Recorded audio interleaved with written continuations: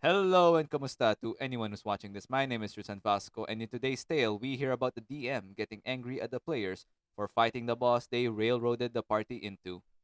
Our cast of characters for this campaign: Tiefling Artificer, played by me; Shifter Wizard, played by our previous DM; Catgirl Paladin, played by our previous Druid. This was a homebrew race specific to the campaign.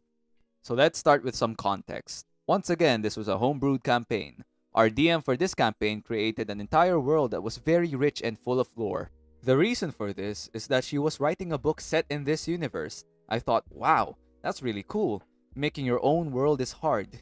I'm excited to play. To be young, this happened a few months ago. Dumb, still true. And naive, also probably still true. The world consisted of a few different nations that had the D&D races as well as some homebrew ones. For now, we'll discuss two races, the anime animal people and the technology aliens, which both had real names, but this is more fun. The anime animal people were basically cat girls, bunny girls, cowgirls, yeehaw, etc. Our paladin was a member of this race. The technology aliens were descendants of aliens who couldn't do magic, but instead made really awesome tech that did magic similar effects. That last point is important, as it's the basis of my character. My tiefling artificer was neglected for most of her life. She found a book about technology aliens and started making inventions like theirs, hence she became an artificer. Now I'm going to emphasize that she didn't do magic, she built machines. I discussed this with the DM prior to our session 0 to be sure we were on the same page. The DM agreed. All of my artificer spells were actually just gadgets she used to achieve the same effect, like throwing a grenade instead of casting fireball or something. But again, she doesn't do magic. Also, just a quick note. I don't know if this is how everyone runs artificers, but this is what we agreed on for the campaign, as it fits with the lore of the world. There were already characters that could not use magic and instead made tech to imitate magic. So, session 0 went great. I had a blast. I was playing a character drastically different from my first. My artificer was basically young, impulsive, could be rather selfish, but just wanted to make friends with everyone. Also, she swore a lot and flipped everyone off, which was just a fun time for me. And whenever I cast a spell, I would explain how I imagined the tech would work. The DM was all for it. We end session 0 with everyone in the same big city. Then we get to session 1. Typically, we had our sessions the same day and time every week, but the day of session 1, I had a family thing and asked if we could delay an hour. The two other PCs agreed. The DM vetoed that decision and just said I could arrive late.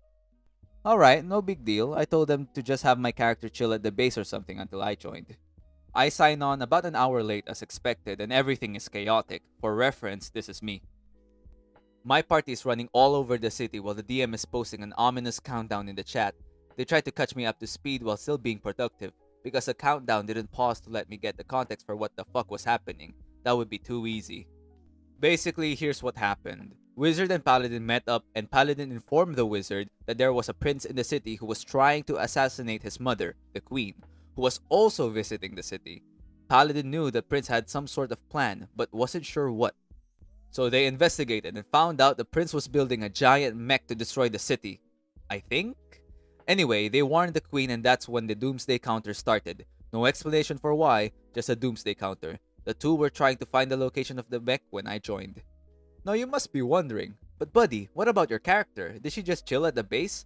Haha, no. Yeah, apparently the DM had my character go on her own adventure, with neither of the party members, just by herself. And on the adventure, she fought some cultists and met a small-breasted cowgirl. Yeah, this was her constant description, who fell in love with my character on sight. Okay? Just a fun little side note here, but after this event, almost every NPC knew that the cowgirl liked my character, and not so subtly implied that if my character refused to date her, my character would probably be killed. Because this girl was the daughter of an assassin mafia or something. Did my other two party members get a forced romance? Of course not. I'm special. And if you ask yourself, hey buddy, didn't your last campaign have an attempted forced romance with the same player? Yes, it did. Probably just a coincidence.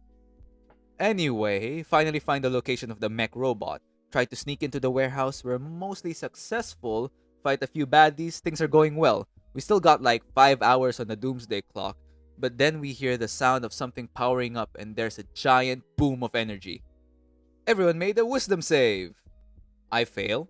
Artificer had comically low wisdom. Wizard fails. Paladin succeeds. The DM gleefully informs Wizard and I that we lost all of our spell slots. Confused, I interject. So, wait, you mean magic spell slots? Because I don't cast spells, I use tools. You lost your spell slots, you can't use any magic. Okay, right, but I'm saying I don't use magic, I use tools. So if it's an anti magic thing, then I should still be okay? No, you fail the save, so you lose all your spell slots. At this point, I don't want to keep arguing because we are getting nowhere, so I just agree. Sure, my tech got scared by the big boom and doesn't want to work anymore. I'll just roll with it.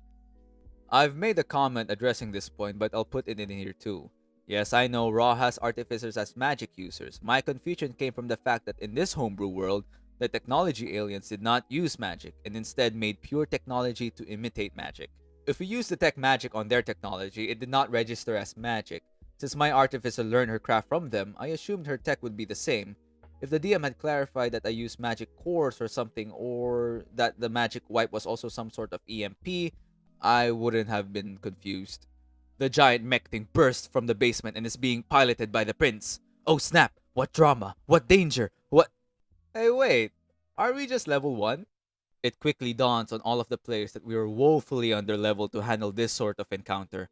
But we don't really have options. The warehouse is located outside of the city.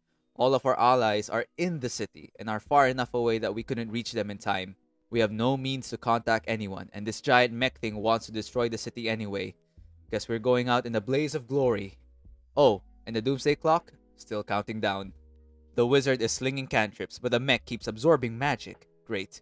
Our paladin is working to cut off its gun arm. It had one grabby arm and one gun arm, while my artificer is trying to smash her way into the cockpit with a hammer. The paladin manages to break off the arm and we all cheer. Hurrah! As the arm falls, you see the gun turn to train on you and begin to power up. Wait, how does it still have power? I detached it. No, you detached the other arm.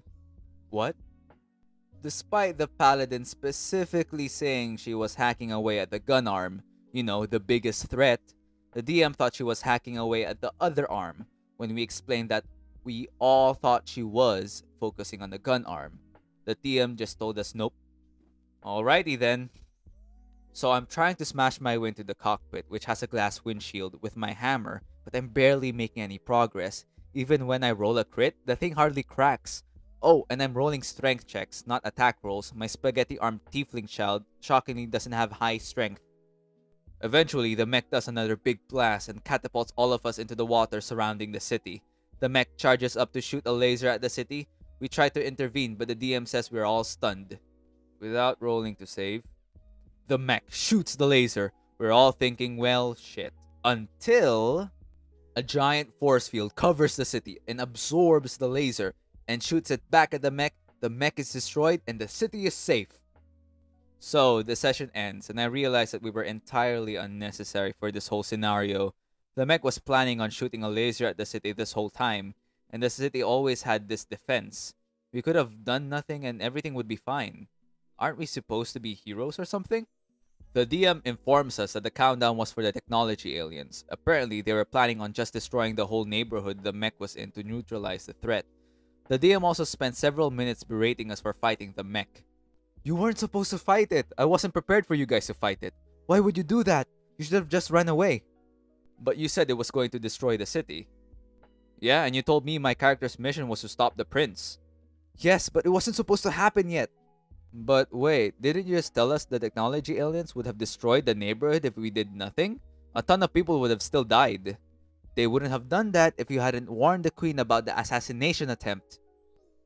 I'm confused. Wizard is confused. Paladin is the most confused because the DM primed her with this mission. So we were supposed to run away from danger, not tell the queen that her son wants to offer, and do what?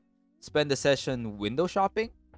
I thought it was odd, especially since most players want to play heroes, but little did I know this was an omen for things to come. Honestly, there's not much to go through here. Every problem is already shown, but I'll try my best to dissect it even further. Well, for one, with the whole forced romance thing, that's pretty hard on the player because it's basically pressuring them into a romance, and the whole scenario just screams anime. What's worse, the player wasn't even there to experience it.